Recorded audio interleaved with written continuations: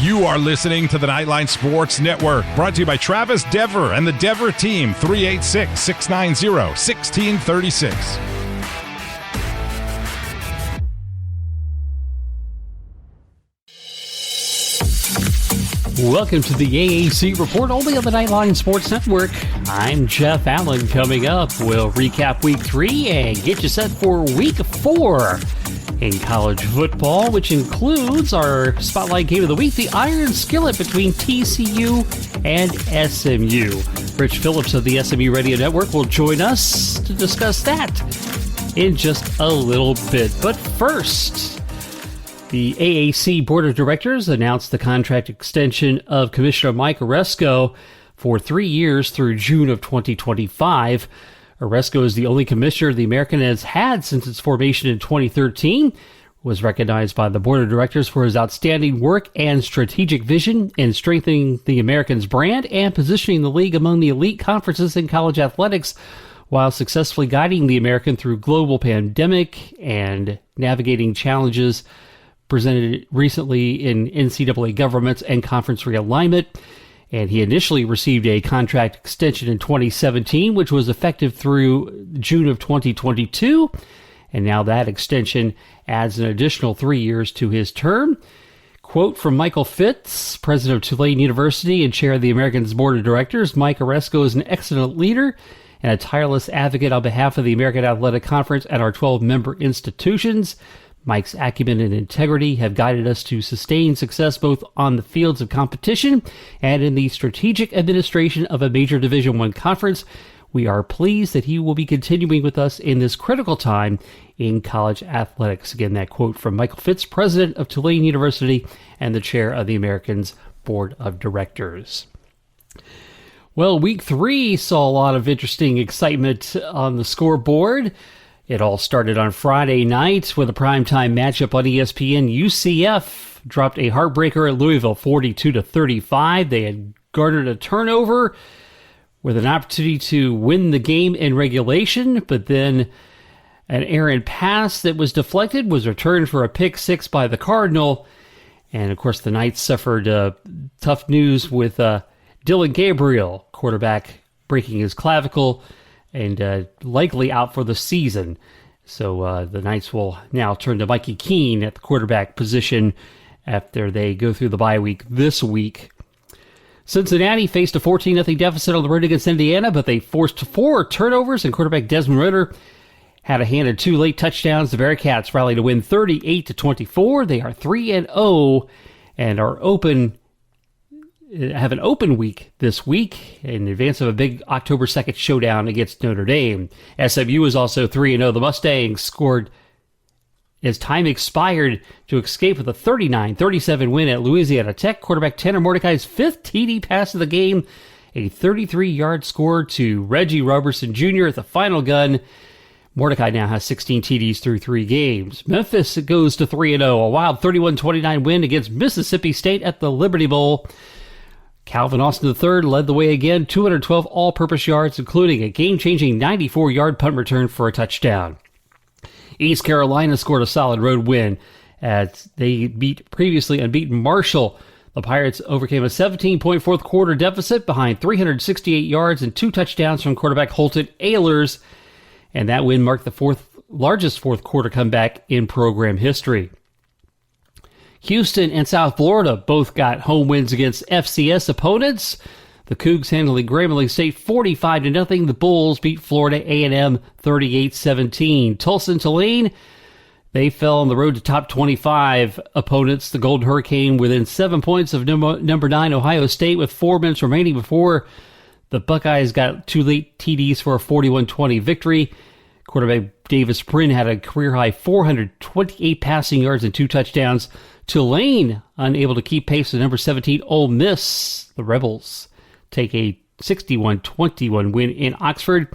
And Temple unable to find offensive rhythm in a 28-3 setback to Boston College in their home opener. Let's take a look at Week 4 of the schedule. Looks like this. All games taking place on Saturday. Wagner at Temple. That'll be a noon kickoff on ESPN+. It is the first meeting between those two schools. Another first-time meeting as UTSA takes on Memphis, 3:30 on ESPNU. Arkansas State at Tulsa, 3:30 on ESPN+. Arkansas State leads the all-time series 3-2, getting the last victory in 2018. Charleston and Southern at East Carolina, that's 4 o'clock on ESPN+, the first meeting between those two squads. Navy at Houston, 6 p.m. on ESPNU. The Cougs lead that all-time series 5-2, including the last meeting a year ago, 37-21. UAB at Tulane, 7 o'clock on ESPN+. That series knotted at 5 apiece. UAB won the last meeting in 2018. And South Florida BYU, that's a 10:15 kick on ESPN2. South Florida leads the all-time series, winning the only time they met back in 2019. One more game to tell you about this week. It's for the Iron Skillet. SMU battles TCU. Rich Phillips, the voice of the Mustangs, joins us next when the AAC report continues after this.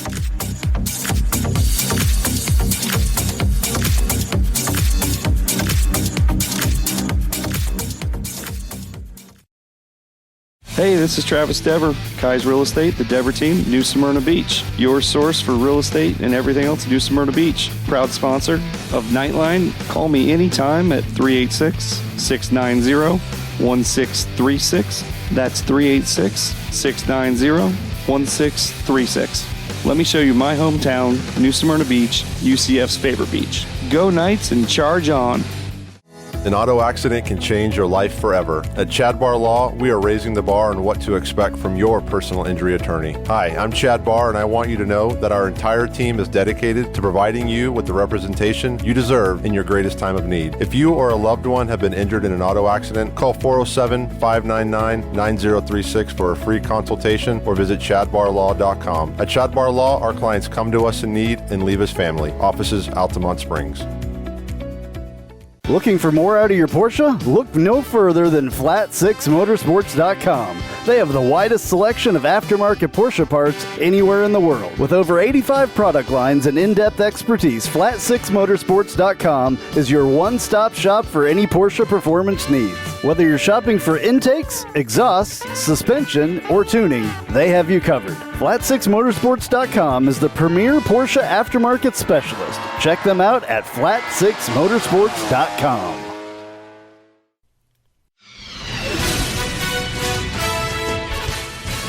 All right, our pleasure to spend some time now with Rich Phillips, the voice of the SMU Mustangs, as we get set to talk about the annual battle for the Iron Skillet between TCU and SMU. Rich, thanks so much for being here. Hey, no problem. Thanks for having me again. All right, so Mustangs off to a great start on the season at 3-0, and I asked you before the season the question about the quarterback position. I think that's been asked and definitely answered, but Tanner Mordecai taking the reins and off to such a fabulous start. Yeah, he's been everything you could have hoped for, I think, in a first-year starter. A guy who, hadn't really started a game since 2017 when he was a senior in high school. He sat out for a few years at Oklahoma before transferring here, and right now leads the nation with 16 touchdown passes through the first 3 games, including a Hail Mary to win it on Saturday at La Tech. Yeah, that's pretty impressive stuff. Like I said, the 7 TD performance, breaking the school record earlier in the season. You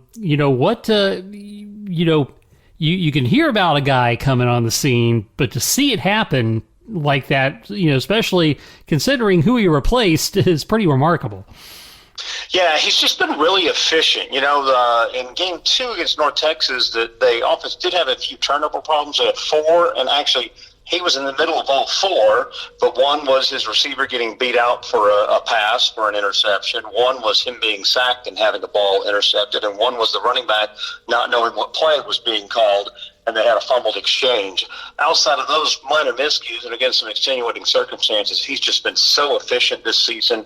Has thrown for over 1,000 yards in the first 3 games, and he's completed more 73% of his passes. Yeah, that's pretty hot and on target. That's for sure. So 3-0 start, you certainly like that to get the season started, and would like to make it 4-0 before going into conference play. And what do you make of this game with TCU coming up on Saturday? Well, it's kind of, for one thing, the schedule's kind of gone the way we had expected for SMU, that it would get more difficult each week. They opened up with an FBS or an FCS school in Abilene Christian, and then in week 2 played North Texas, who's down a little bit. This past week played La Tech, who had played really well in their first 2 games, and now you get a team out of the Big 12 that's receiving votes in both polls, and TCU, I think, is what they'd expected. So definitely the biggest test through the first 4 games, as was expected for SMU, and always a big test when it's the rivalry game, too. And what is the challenge they face with TCU and the Horned Frogs? One of the things they got to be sure to be prepared for is to stop the run. TCU has been so good at it. First off, their running back, sophomore Zach Evans, had a terrific shortened season last year as a freshman, came to TCU as one of the most highly recruited running backs in the country a couple of years ago, as a matter of fact. Lightning quick. He ran for about 180 yards last week or 2 weeks ago in their win over Cal. But in addition to him, quarterback Max Duggan can run the ball really well as well. In just a little over 2 seasons as a starting quarterback at TCU, he's thrown for more than 4,000 yards. He's run for over 1,100. He was actually the team's leading rusher last season. So stopping the run is going to be a huge key for their defense coming up on Saturday. And then as far as, what are they facing TCU's defense? This definitely, you expect to be a step up, as you mentioned, as each week gets progressively harder. Yeah, they've been known for their defense basically for the 21 years or so that Gary Patterson has been the head coach there at TCU. They're always solid on the defensive side. They're very athletic. They've had a couple of guys that are key players that have not played yet because of injury suffered in fall camp. Kari Coleman, one of their defensive ends who had 15 tackles for loss a year ago as a freshman, and then one of their corners, Noah Daniels, has been out the first couple of games. Still not known how they will have their health going into this week. But Ocean Matthews, one of their defensive ends, he had 9 sacks last season, and D. Winters is their leading tackler at middle linebacker. The big key with the Gary Patterson defense is to always have guys that are very athletic and very fast, and they've got a lot of those guys again this season. And of course, we did not get this game last year because of COVID and everything. So SMU won the game in 2019 by a 41-38 score. As far as that region goes, the Iron Skillet battle, is it does it get a lot of hype? Does it get a lot of attention? Well, it's getting a little more hype this week because SMU wide receiver Rasheed Rice spoke out about TCU after practice on Tuesday, saying that they were scared of the Mustangs last year. Of course, as you mentioned, COVID had a lot to do with it. Before their original meeting was scheduled, the Big 12 was only going to allow teams to play one non-conference home game last season, and the SMU-TCU game was supposed to be in Dallas last year, so they weren't going to play it. Then their opponent that they scheduled had COVID, so finally TCU lined up SMU. Well, then TCU lost all their quarterbacks to COVID that week. So Rasheed's kind of stoked the fires a little bit, saying that TCU was scared of them last year, and also the fact that people don't come to Texas to go to Fort Worth. They come to Texas to go to Dallas. Those were his words. Gary Patterson responding yesterday and saying that, I think a lot of people like Fort Worth. There's a lot to do here. So maybe a little bit of the fires are being stoked this week by some of the participants. As if it really needed it, right? Yeah, right. Yeah. I mean, definitely it's a game from the SMU side, I know, that's circled every year here in the first month of the season. Everybody's looking forward to. And of course, the one of the things about SMU football the last few seasons have been getting off to great starts and having difficulty down the stretch at the end of the season. And of course, this game will be certainly a good test for them as far as getting that in line to continue that streak of getting off to a hot start, especially going into conference play. How do you feel about that? Do you think like this team can get over the hump this year as far as finishing strong? Well, and you're totally right, by the way, of questioning that, because the last 2 years they've lost 3 of the last 5 games each year, including a couple of years ago when they started out 8-0, and then they lost 3 of their last 5. The unfortunate part for SMU this year is the schedule sets up the same way. When you look at the back half of their schedule as they get into conference play, They have, Game 7 of the year is against Tulane. They're vastly improved. Then they go to Houston. They go to Memphis. They go to Central Florida. They go to Cincinnati. Basically all the other best teams in the conference. So the back end of their schedule is a lot more difficult. They need to get off, frankly, to another good start. They're trying to go with a win this week and next week to go 5-0 for the third straight season for the first time since the early 80s during the Pony Express days. So hot starts have been key here so far, but you're right. They've really got to figure out how to do better come November this season. Well, it's since we spoke last, the realignment thing happened with the Big 12, with UCF, Cincinnati, and Houston making their way to the Big 12. What is the thoughts there with SMU, and what do you think their opportunity lies as far as realignment goes, and potentially getting into the Big 12 maybe later on down the road? Yeah, I don't know, because I don't know if the Big 12 wants to go past 12. They're adding those 3 American schools plus BYU and Independent, who they're going to add to help replace the 2 major losses in the Big 12. I don't know if the Big 12 is going to look to add any more schools than that. SMU right now is kind of in a wait-and-see mode, unfortunately, waiting to see what the American is going to do. There's been a few rumors about 3 or 4 schools that the American is looking to try and add to their league to replace the ones. It's just, such unpredictable times, because 2 months ago I don't think anybody expected to see Texas and Oklahoma bolting like this to the SEC. Yeah, it's definitely crazy, and the sand moves, and you don't know what to expect one minute to the next. But the American at least trying to make a statement with the extension of the contract of Commissioner Mike Oresco. So I think that has to be a positive sign, at least for the conference. Yeah, I think he's done a really good job leading the league. They've had the slogan of Power 6, saying that they were really, it was not Power 5 conferences, but Power 6. And they've kind of shown that too, at least in the last couple of years, that definitely the American of the group of 5 conferences was head and shoulders really above the rest, and usually being the one sending a team into those New Year's 6-day bowl games. Well, of course, big doings on Saturday, SMU and TCU, Mustangs and Horned Frogs. That'll be an excellent battle there. And let me, if you had to bet your house, and I'm not asking you to bet your house, but if you had to bet your house, does SMU walk away with the Iron Skillet again? I just have the sneaky suspicion that they're going to be ready. It's a little bit sketchy, I think, sometimes, because they're coming off of a Hail Mary win on the last play last week. And sometimes you see teams with a letdown, but I think that kind of helped galvanize this group even that much more. They haven't beaten this team lately. 3 of the last 20 that SMU has won in the meetings with TCU. But I just have a sneaky suspicion they're going to be ready and come out fast on Saturday. All right, sounds good. Of course, you'll have the call of the game as the voice of the SMU Mustangs, and we hope you have an excellent one there as well. Rich Phillips, as always, we thank you for being here. Hey, thanks for having me. And, of course, as Rich mentioned, Tanner Mordecai is the Offensive Player of the Week. 395 yards, career high 5 touchdowns, including that Hail Mary for the victory. The Defensive Player of the Week is Deshaun Pace of Cincinnati, game high 10 tackles, including 9 solo stops, and at a 4th quarter interception to help preserve the Bearcats' 6-point lead and set up their final touchdown at Indiana. And the Special Teams Player of the Week, Calvin Austin III of Memphis.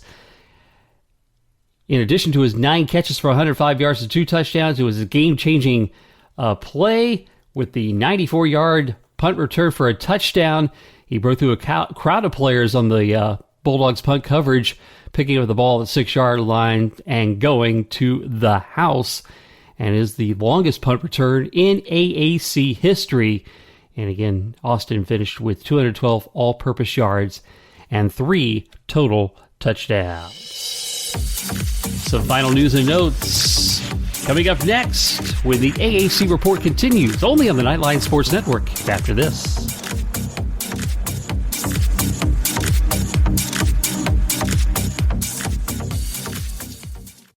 If you haven't figured it out yet, I love Tijuana Flats. I would love them even if they weren't a partner with us on the Nightline Sports Network. They have all kinds of great Tex-Mex food, and it's fresh, by the way. Made to order burritos, tacos, enchiladas, chimichangas, quesadillas, bowls, nachos, and taco salads. And if you haven't tried the queso, you are completely missing out. It is the best queso that I've ever had in my life. Absolutely hands down. And the sauce bar that they have, everything from wild to mild in there. Absolutely awesome, awesome stuff. Not only do I love the food at Tijuana Flats, but I love the company, a UCF-born company. And they give back to the community with the Justin Queso Foundation. So head to your local Tijuana Flats. Tex-Mex for everyone.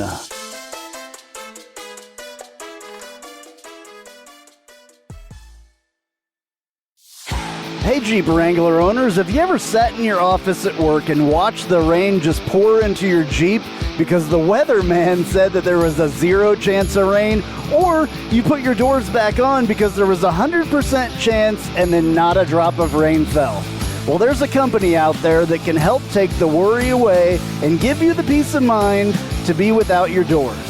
The company's called Life Without Doors. They make waterproof rain curtains and dash covers for Wranglers.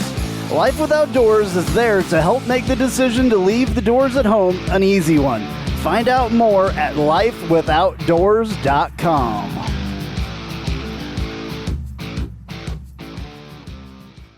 Spice up your company with homemade marketing services from Tasty Gravy Creative.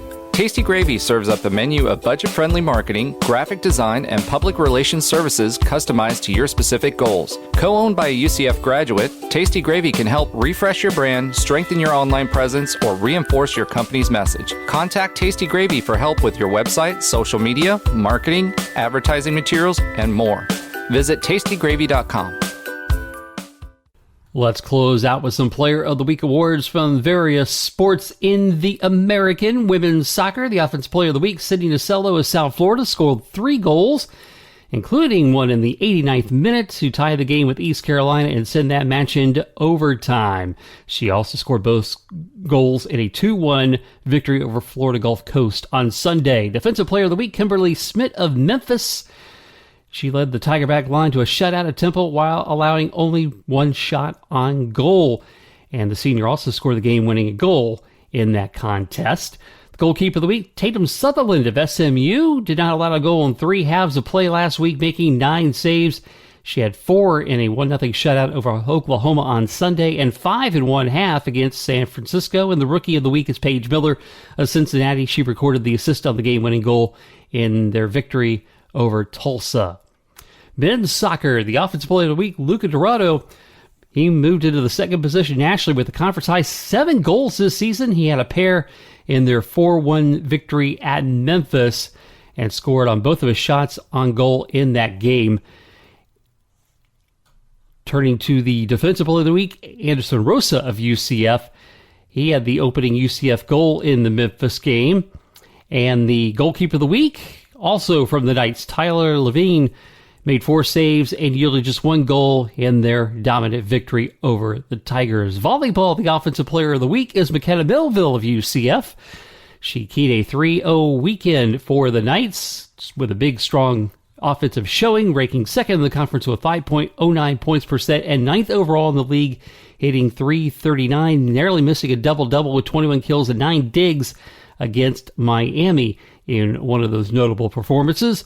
Maria Milan of Cincinnati is also an Offensive Player of the Week. Led the American with 5.31 points per set and leading the Bearcats to a 2-0 weekend, ranking 7th in the league with 3.88 digs per frame. The Defensive Player of the Week, Claudia Dillon of UCF, a dominant performance on both sides of the floor for the Knights, hitting a conference-high 7-14 on offense while turning in the 3rd most blocks per set, 1.45 for the Knights. And in cross-country, the Men's Athlete of the Week is Jed Helker of Wichita State. He cruised to victory in the Men's Collegiate 8K at the Greeno Dirksen Invitational in Lincoln, Nebraska, guiding the Shockers to the team championship at that meet. He established a personal record with a time of 24:18 to lead Wichita State to a 50-point win in the team standings over runner-up Air Force. And the Women's Athlete of the Week, Darby Gaunt of Houston, the individual runner-up to lead Houston to the third-place team showing at the 45th Annual Rice Invitational. She completed the women's 4K in 13:55 to finish second in the 83-runner field, the first of 6 Cougars to place in the top 25 of the final meet standings. That'll do it for this week's show. As always, please follow me on Twitter at JeffAllen_88 and follow the Nightline Sports Network at UCF_Nightline. This has been the AAC Report, only on the Nightline Sports Network. I'm Jeff Allen. Thanks for listening.